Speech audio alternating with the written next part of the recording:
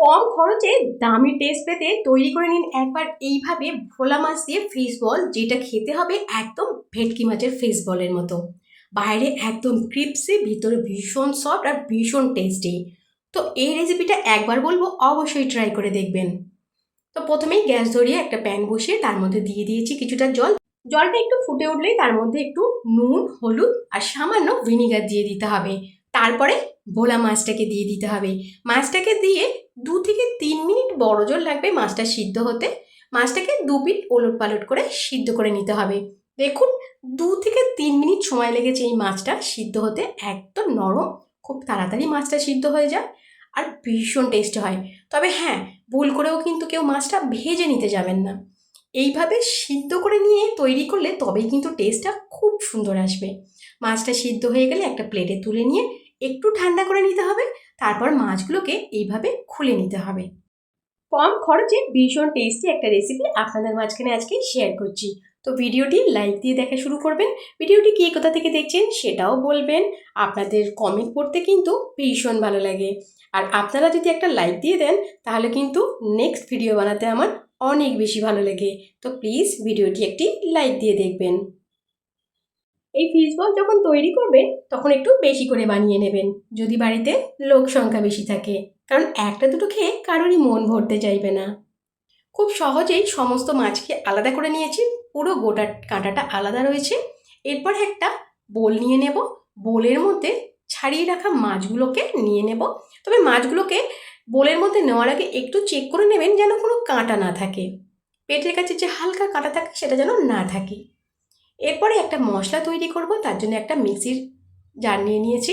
এর মধ্যে একটা মিডিয়াম সাইজের পেঁয়াজকে ছোট ছোট টুকরো করে দিয়ে দিয়েছি। দিয়ে দেবো এখানে 3টে কাঁচা লঙ্কা আর হাফ চামচেরও কম গোটা গোলমরিচ। আর আমি এখানে ভাজা মশলাটা অ্যাড করেছি, এতে মশলাটা একসাথে ভালোভাবেই পেস্ট হয়ে যাবে। আর ডাঁটি সহ ধনেপাতা দিয়েছি। সব পেস্ট করে নিয়ে পেস্টটাকে মাছের মধ্যে দিয়ে দেব। আর এখানে দিয়ে দিয়েছি 1 চামচ আদা রসুন বাটা। গুঁড়ো মশলার মধ্যে এখানে দিয়েছি হলুদ গুঁড়ো, লঙ্কার গুঁড়ো, আর এখানে 1 চামচ সাদা তেল দিয়েছি। তারপর দিয়ে দেবো এখানে স্বাদ অনুযায়ী নুন। আর এখানে ব্যবহার করেছি কিছুটা গরম মশলা। বাইন্ডিংয়ের জন্য 1 চামচ বেসন দিয়েছি। এবারে ভালো করে সমস্তটা মিশিয়ে নেব। তবে বেসন খুব বেশি দেবেন না। যদি মনে হয় যে ঠিক আঁটো আঁটো হচ্ছে না, মানে আপনি ফিশ বলগুলোকে তৈরি করতে পারছেন না, তাহলে আমি যেরকম 1 চামচ ময়দা অ্যাড করেছিলাম, এইরকমই 1 চামচ ময়দা কিংবা কর্নফ্লাওয়ার অ্যাড করে দেবেন। তাহলে কিন্তু বাইন্ডিংটা খুব ভালো হয়ে যাবে। আর খুব ভালো করে ঠেসে এবারে মেখে নিতে হবে। বেসন বেশি হয়ে গেলে বেসনের গন্ধটা কিন্তু চলে আসে। তাই 1 চামচ বেসন আর 1 চামচ কর্নফ্লাওয়ার দিলে সব থেকে বেটার হয়। এবার দেখুন আমার মাখা হয়ে গেছে। এই মাখাগুলো থেকে এইবারে ছোট ছোট করে কেটে নিয়ে হাতের সাহায্যে গোল গোল করে এক একটা করে বল তৈরি করে নিচ্ছি। এইভাবেই সমস্ত ফিশ বলগুলো আমি তৈরি করে নিয়েছিলাম। তবে একটা মাছ থেকে কতগুলো ফিশ বল তৈরি হয়ে গেছে। এরপরে একটা ব্যাটার তৈরি করে নেব। তার জন্য একটা বাটির মধ্যে 2 চামচ ময়দা দিয়ে তার মধ্যে সামান্য জল দিয়ে দিয়েছি।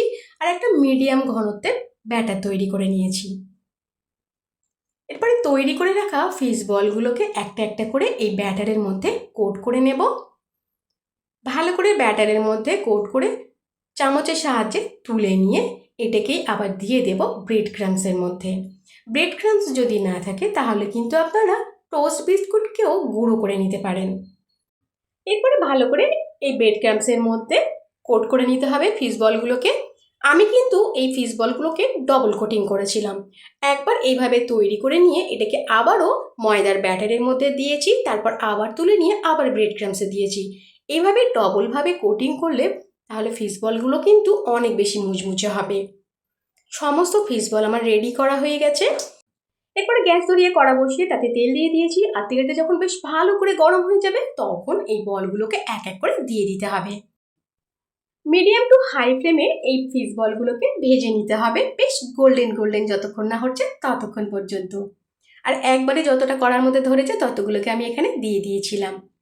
এবারে সুন্দর একটা সোনালি যখন রং চলে এসেছে, দেখুন কত সুন্দর রং চলে এসেছে, তখন এগুলোকে এক এক করে তুলে নেব, কারণ এই ফিশ বলগুলো কিন্তু আমার রেডি হয়ে গেছে। তো একবার এইভাবে ভোলা মাছকে দিয়ে আপনি ফিশ বল তৈরি করে দেখবেন, টেস্ট কিন্তু দুর্দান্ত হয়। সন্ধেবেলা চায়ের আড্ডায় আপনি এরকম তৈরি করে নিতেই পারেন, কিংবা বাড়িতে যদি কেউ আসে তখনও তৈরি করতে পারেন। আর তৈরি করে জানাবেন রেসিপিটি কেমন লাগলো। ভিডিও ভালো লাগলে লাইক দিয়ে চ্যানেলটি সাবস্ক্রাইব করে সঙ্গে থাকবেন।